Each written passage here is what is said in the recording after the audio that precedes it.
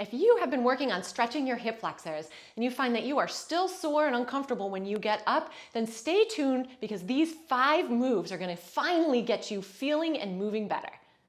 For our first exercise, you can lie on the ground or even just stay right in bed. And this is one that I do before my workouts so that I can activate my glutes and open up my hips. And you'll see why in just a second. So you're going to bring the heels together and the toes are going to turn out. So the knees are going to come out too. Little tuck so that you're flattening that back. Hands are going to stay down by your side. And then you're going to lift up as high as you can without arching through any part of the spine. So that low part of the spine or the rib cage. So this one is activating our glutes as well as opening up the hip. And we often think that stretching, right? When things feel tight, we just need to stretch, stretch, stretch. But a lot of times it's because the glutes aren't firing well. So if we can get those two things together, we have a double whammy. And again, another reason why it's good to do before your workout, because you get things activated and get things moving, and it usually makes me feel a heck of a lot better. So when you're doing this on your own, you want to shoot for about 10 to 15 repetitions. Once things are loosened up a little bit, this next exercise should feel a little bit easier. So you're going to go onto hands and knees. Again, you can even still stick with doing this in your bed. If you happen to have wrist pain, you can grab onto some weights, and actually that tends to put a little less pressure on that wrist. But we're going to stack those shoulders right over those hands.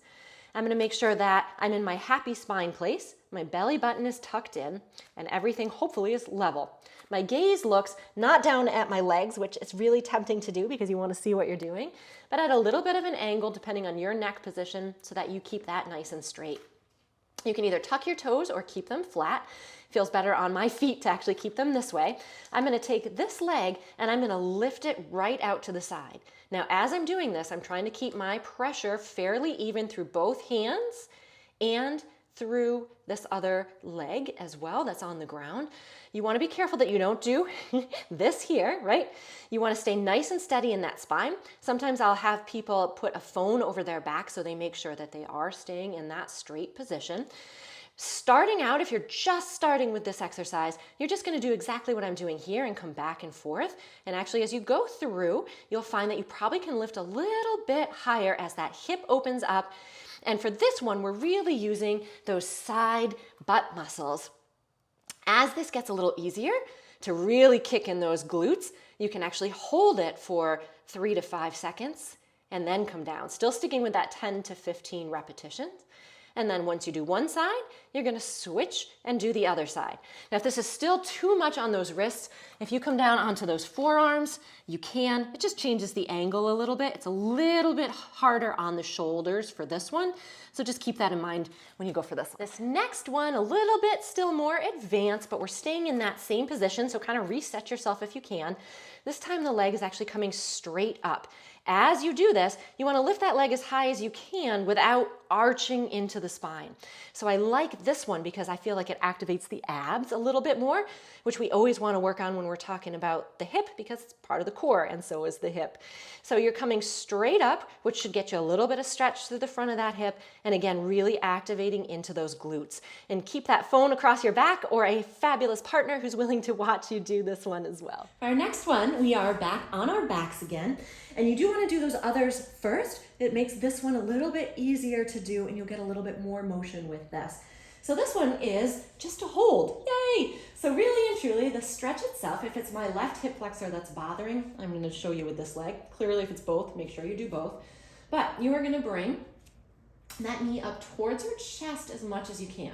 Now you may find that it's a little bit uncomfortable. So once you get here, you can play around with putting that leg out to the side. That way, bringing it across towards the shoulder, which for me definitely doesn't feel better. Usually what feels a little better is actually rotating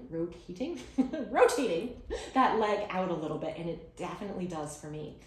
Now what we're doing is actually shortening the muscle, believe it or not, which is a neurological thing that tells it to then finally relax after we hold this position for a while. Remember, the most comfortable that you can get it in.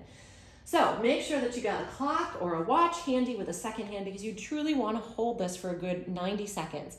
If you want to hold it longer, you can, but you don't want to hold it shorter. If you're finding that you're still feeling a little restricted, that's actually when I tend to use the Derma Edge here first, and I just do a little bit of soft tissue work. Actually, I do it a lot during the day to help keep things gliding there. But that can help to ease into this a little bit if you're just gliding it a little bit. I'll link that for you guys. I have no idea how long I've held this for, but you guys probably don't need me to be here the whole 90 seconds, and I can actually tell you, yep, I can even get in a little bit further. Once you finish that 90 seconds or a little bit longer, it's very important on how you get out of this. So you don't want to just flop it on down, even though it feels so darn good. You really want to make sure that you go nice and slow and controlled so that you don't re-tighten up that muscle. And even from here, you can kind of wiggle it and let it all loose. The last exercise, still on our backs, is actually going to engage those abs, and it's even going to strengthen those hip flexors a little. So that's kind of the last cause. If the strengthening the glutes and positionally releasing don't work, this is kind of where you want to head as a last step. So we're going to do my favorite, the dead bug, or the struggling turtle as it's been renamed. So gently pull on the belly button so you're engaging those abs, and then both legs come up towards the ceiling. Make sure you're not arching or pushing out that stomach. Hands are going to come overhead towards the ceiling, and then as my left arm goes back, my right leg is going to extend out.